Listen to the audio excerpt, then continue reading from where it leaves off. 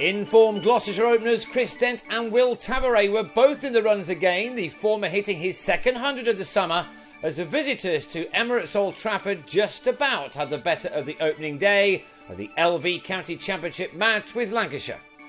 Geraint Jones batted after winning the toss, and that looked as if it may be a risky decision, as Peter Siddle and Kyle Jarvis caused plenty of early problems. Both bowlers beat the bat on several occasions, with both Dent and Tavares at times unable to get the bat anywhere near the moving ball. They certainly rode their luck early on.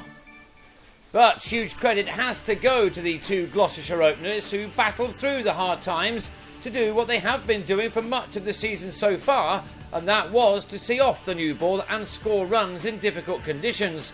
Only Lancashire's Ashwell Prince has more runs in the second division of the Championship than these two, a pair who raced their team to a surprise victory in Essex last week, a result which may have one or two other teams sit up and take notice of this visiting team, one which has altered substantially over the winter on and off the field.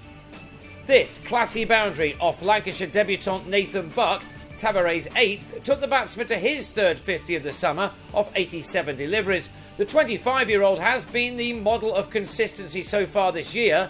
He was dominating the strike and the scoring on this occasion. His problem has been that he hasn't as yet made the most of his starts, and in the next over he did get a touch to a top delivery from Jordan Clark and was out for 53. That ended an opening partnership of 81, another good start for the Gloucesters. Dent now needed to make the most of his hard work in the morning, something he was able to do as he went to the lunch break with 36 runs to his name, made out of a total of 99 for 1. It took the left-hander until the 43rd over to reach his resolute half-century, one which occupied 111 balls and one which was reached with his 5th 4. The 24-year-old was being well rewarded for his earlier efforts. Indeed, it was all going along nicely for Gloucestershire, who must have picked up some confidence from that win over Essex. Gareth Roderick played his part, as he so often does. He could have gone when he offered short leg a chance off the bowling of Simon Kerrigan. A miss which didn't prove costly, as the spinner won a clear LBW after beating Roderick in the flight, the batsman on his way for 31. New man Peter Hanscom used his feet a little better against both the spin of Kerrigan and Stephen Croft, who was again leading this Lancashire side in the absence of their injured skipper Tom Smith. Hanscom and Dent got their side to tea on 210 for 2. Dent needing just 7 more for his second ton in 7 championship innings so far this summer.